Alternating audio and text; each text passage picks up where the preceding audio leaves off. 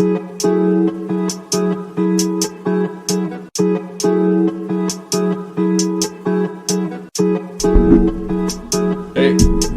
A-OK product reviews, right here.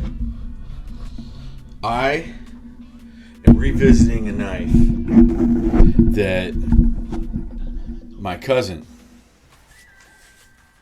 made me. So I have like I had fourth, fifth cousin, you know, one of those really distant cousins. It was like my dad's second cousin. That should tell it the best.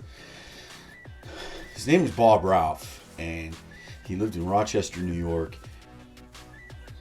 He worked his whole life and then retired, but he was a knife enthusiast as well, to the point where he made his own knives. And he and I had never met in person.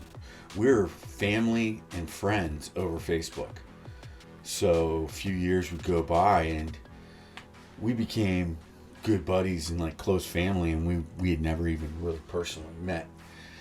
So you don't need to physically shake somebody's hand to have a good, strong relationship with somebody, if you ask me, because I had a great relationship and friendship with my cousin Bob Ralph. So if you notice, I got some new gear on. I don't know about these t-shirts. I got these t-shirts at Sticker Mule. I've got a green one that I like a lot that I wore, and then I have this. So I'm trying to prep, I guess, find a good way to get into merchandise for A-OK. I want to offer 3 logo t-shirts, different sizes from small to 2 to 3X, whatever it may be. But I want to find the right t-shirt, because, you know, having a t-shirt that isn't comfortable, that's too hard, too stiff, doesn't stretch, doesn't dry quick, stuff like that. So I'm trying to I found that cotton is a really good fabric for the t-shirts. So I don't like this one. I don't mind it, but, you know, I think I'm going to like this one. And the green one was pretty cool. I'm more, I guess, a fan of the heather colors. These are too vivid, too bright. I think a burnt orange or a heather orange would look better. But let's get back on track. I'm bringing back a knife. I had done a video, early video, maybe like my first 10 videos I ever did. I did a video on this knife and my cousin, because he's a story of a hardworking American man that had a love for something other than what he had to do his whole life, I believe. And that was knives and making knives. And he and I bonded and became close on Facebook because of that and other things. We shared the same politics, things of that nature. He retired, and then shortly after he retired, he passed away. He had medical complications that were beyond what I know. It was around the COVID time, so who knows what that was all about, what effect that might have had on the situation. But I'm not going to care about that at all, because I lost a dude that I think I'd like to have met in person, obviously. So we're friends on Facebook, and we'd go back and forth and have a blast on there, talking about politics and different things and things we liked and stuff like that. And then he realized that I was a knife enthusiast, and he made this incredible knife. I mean, everything about it is beautiful. The wood handle, the full tang, the Damascus steel, the thickness of the stock, the shape of the blade. Everything about it is really cool. Everything about it just screams, you know, I don't know. It is just awesome. So that brings me to another friendship I have. As you may know, just did a podcast with Garland Gear. Brad Garland, good friend of mine. We've been friends for a long time. Well, that clown is equally as talented in the sheath making business.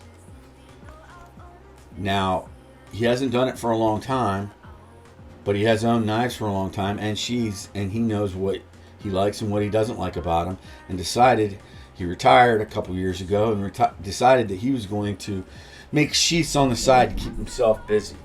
Something to do, something to have fun with. And then if he doesn't have fun with it, he'll no longer do it. But look at this. Tell me this sheath isn't made perfectly for this knife. Just the thought. So the belt, really nice. Belt setup, beautiful. He knows I like pops of color, so he put orange stitching in here with this brown, dark brown. He did the styling, all this punching, you know, knife by Bob Ralph.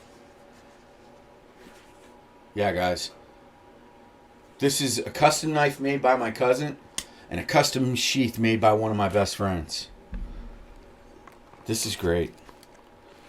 I mean, everything about it is just so perfect.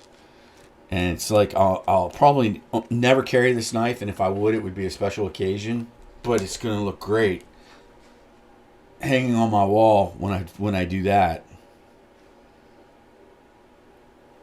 So if you have if you just have a affordable knife that you lost the sheath for, but say it's just, say an old Gerber or something like that, fixed blade, anything, and you just need a sheath for it, you might want to find that sheath on Amazon.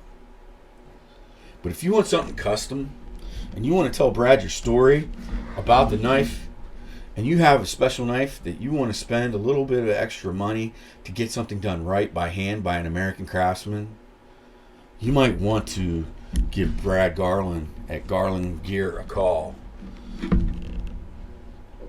You know what? I'm not going to put his information up because I haven't asked him if that was okay, because maybe he doesn't want 10 calls, 20 calls, whatever, how many. I know every knife owner has a knife that needs a sheath. But this guy's retired. Retired Air Force guy, retired from another business. He's not going to be knocking off thousands of these. So these are special, made by Garland Gear. These are sheaths that are going to be as special as the knife that goes in the sheath, as you can tell. Yeah, so you're going to pay a little bit of money for that sheath. So if you don't want the sheath to cost more than your knife, make sure you find a knife that costs more than the sheath. Yeah, that's deep. That's some deep stuff right there. I like to share those nuggets with you guys. You know what I mean? Because I'm pretty sure none of you could have figured that out.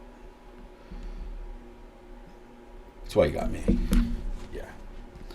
But I wanted to do this video with Brad when we did the cigar stuff, but God, we went so long into the cigars and stupidity that we never even got to probably what we should have been talking about in the first place. It was his beautiful knife sheath work. He's made a couple now. He's made a few. And I think he had only planned on making them for good friends and himself and family. But now I think he's liking the fact that it's coming more natural to him. And it's actually as good or better than anybody out there that's doing it. So he may make one for you if you ask. If you got a good enough story, because you're going to have to give him a good story. He's going to have to know that, hey, this knife was your grandpa's knife, or this knife was, your brother's knife, or this knife was your daughter's favorite thing to look at, whatever it may be. Better have a good story, because he might not take you.